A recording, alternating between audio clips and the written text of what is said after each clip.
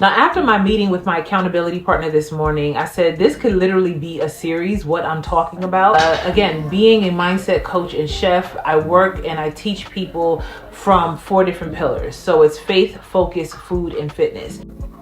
But no one is taking it a step further for you to realize that whatever you come into agreement with is what you get more of. Whatever you attach yourself to, whatever you participate in, whatever you give the check of okay to, that is what you will see more of.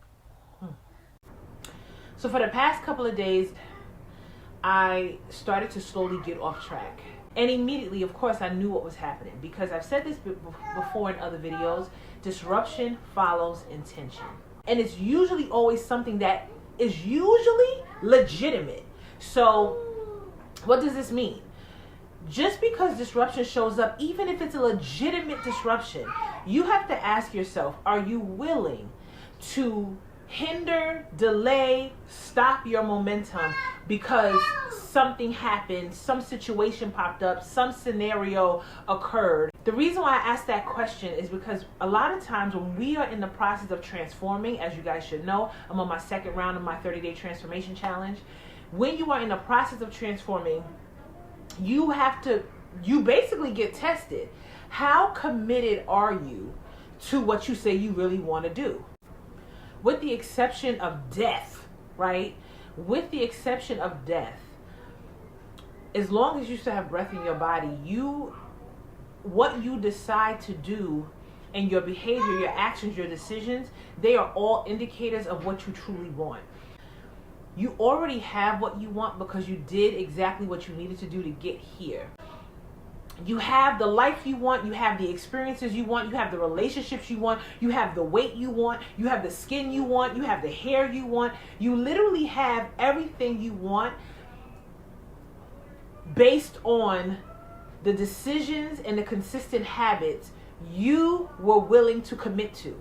I'm not saying that there aren't things in life that happen without any of us planning for it. Obviously, there are things that happen in life that we cannot change, that we cannot control. But a large portion of our lives that are happening right now. So when I first started my first 30-day transformation challenge, I went to God. I said, God, what do you want me to do for the month of December? So right before the end of 2023, I asked him, he said, I want you to do a transformation challenge. I said, okay, 30 days. Okay, you're going to be waking up at 5:30 in the morning, and you're going to be going for a 3-mile walk every single day. And then eventually it grew to a 4-mile walk, along with a few other commitments that I kept to myself, along with reading, increasing my social media presence, and all the things, staying consistent, posting, creating the content, learning how to edit, learning how to market, all of these things, right? There were so many lessons that I started to learn that I knew I was going to learn more than I could imagine, but I didn't know exactly what it was going to be.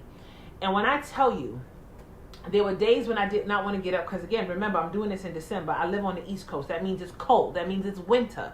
So there were days when it was 20 degrees outside and I had to get up at 5:30 in the morning and still go for a walk. Did I want to go for that walk? No. But did I get up? Did I get dressed? Did I put my boots on and my scarf and my hoodie and all the things? Yes. There were days when buckets of water literally was in my boots. When I walked in the house, I could take my shoe off and I was pouring cups of water out of each boot. And every single day, people would think, oh, that's not that big of a deal. It's only 30 days. Do you know how many people give up after they've made a commitment to themselves, after the first week, after the first 4 days sometimes? People give up so easily because, especially if you spend a lot of time on social media, you get this idea that things are supposed to happen quickly. Things are supposed to happen fast, and it's supposed to happen when you want it, when you ask for it, and you don't want to be patient. The Word of God tells us to let patience have its perfect work in us. That is not the easiest thing to do because we want what we want when we want it, right? The character that is being built, the stamina that's being built, the muscle that's being built, the behavior, the habit that's being built, the mindset that's being built, the language that's being built. All of this is altering the lens that you are looking through, which is then altering the mindset that you're operating with, which is then altering how you show up in your life, which then yields you the result you actually want. You already have what you really want.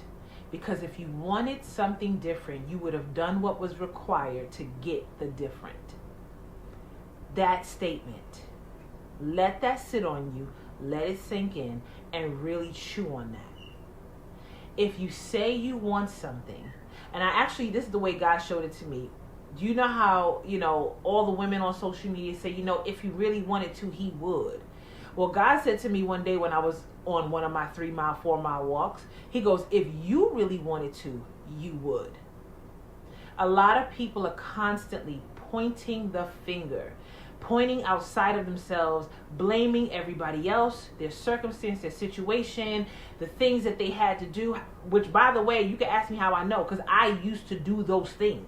So I can tell you that when you start to take full responsibility for your situation, it's not always pretty. Matter of fact, 9 times out of 10, it's not pretty at all, because it's a hard pill to swallow that you have to look at yourself in the mirror and say, dang, you fell short. You dropped the ball. You wasn't consistent. You're the one who messed up. You're the one who didn't show up when you were supposed to, right? That's a hard pill to swallow. But I promise you, like I said, this statement, you have what you want.